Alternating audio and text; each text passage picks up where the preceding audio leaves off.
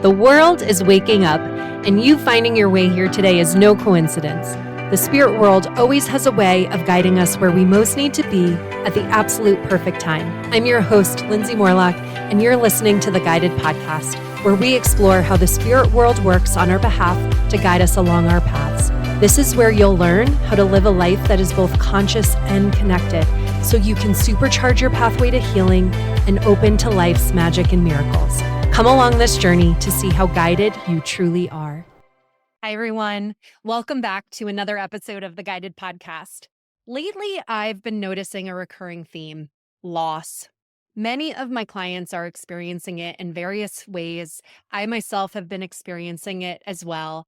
Some people are grieving the physical loss of loved ones. Others are navigating the loss of relationships, careers, their homes, or even familiar versions of themselves. Change, even when we choose it, often brings a sense of mourning for what was. So if you're feeling this too, please know that you're not alone. Loss is one of the most profound human experiences and one of the most difficult, I think, to endure. That's why it's so important to acknowledge it, to feel it, and to move through it. But where there is loss, there's also something else: new beginnings. And with new beginnings often comes fear, that FEAR, false evidence appearing real kind of fear. Fear feels real, but it's not true. In the uncertainty of what's next, our ego loves to fill in the blanks with fear-based stories. So what does fear actually look like? Let me share a story with you that I think perfectly illustrates this. It was a perfect Saturday afternoon in Arizona, where I used to live. It was sunny, 75 degrees, gentle breeze. My sweet pup Hopi and I set out for a little hike on a new trail. The scenery was absolutely breathtaking, and I felt immense gratitude for this moment. And at one point, Hopi stopped to do her business, and I reached into my backpack for a waist bag. My backpack was heavy, so think full water bottle, sweatshirt, wallet, keys, phone, couple other things. So I took it off, I clipped Hopi's leash to it, and set it down, thinking that it would be a secure anchor for her. It didn't even occur to me that this might be a mistake. And as I opened the bag, the crinkling sound startled Hopi. She jumped, causing the backpack to shift, and suddenly she bolted, backpack in tow. What she didn't understand was that the backpack wasn't chasing her. It was attached to her. So she takes off running. I take off running after her, calling her name, pleading with her to stop. But in her panic, she couldn't even hear me. She kept looking back, terrified, running faster and faster, desperately trying to outrun the very thing that she's dragging behind her while barking at it. And after what felt like an eternity, but more realistically was probably about a quarter mile, I couldn't keep up. I couldn't keep sprinting. I was out of breath. I was on the verge of tears. I called out to Spirit. I knew I needed help. I was like, Spirit, please help me. And within moments of that plea, Hopi turned a corner where a rock caught the backpack. And so she was trapped and stopped, but safe. So I was able to rush to her, scoop up her trembling little body into my arms, and I was just immediately overwhelmed with both relief and gratitude. But even then, she was still so afraid. She refused to walk if she could see the backpack. So I had to carry her for as far as I could back to the car. And when I had to set her down, she walked only as long as she stayed ahead of me. The moment she saw the backpack behind me, she froze again.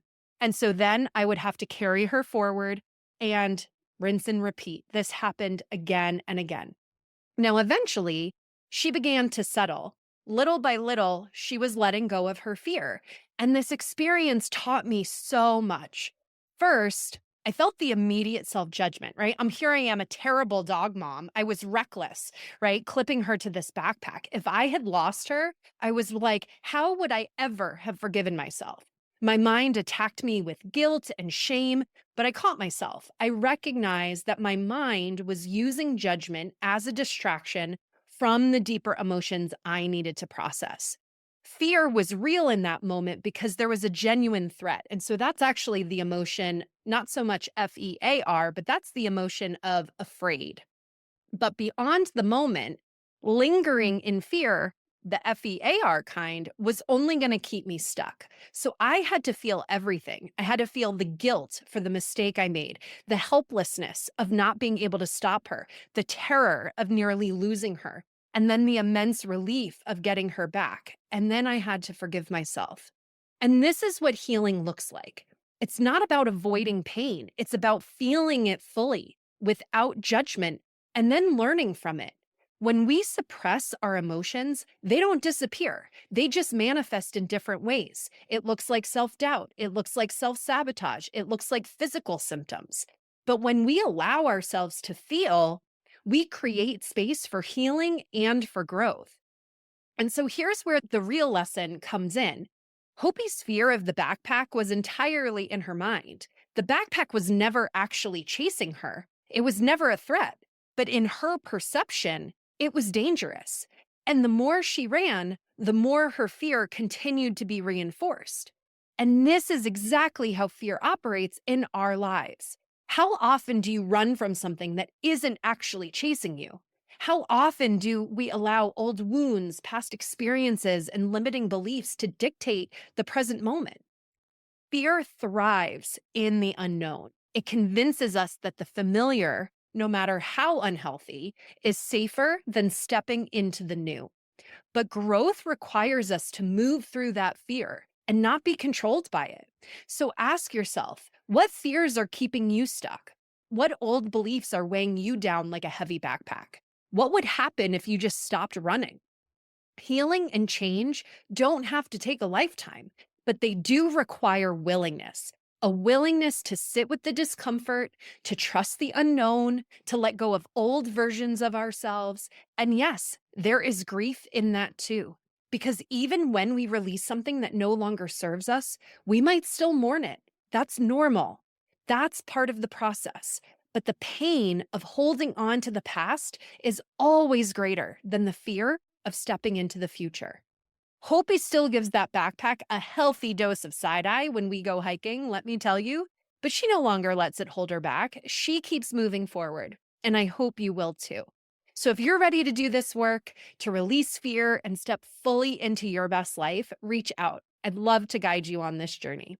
Until next time, bye for now. Thank you so much for listening to the Guided Podcast. If you enjoyed this episode, I would be so grateful if you would share it with a friend or even leave me a review so we can ensure that it makes its way into the ears of listeners who need to hear these messages most. Until next time, may you remember how guided you truly are.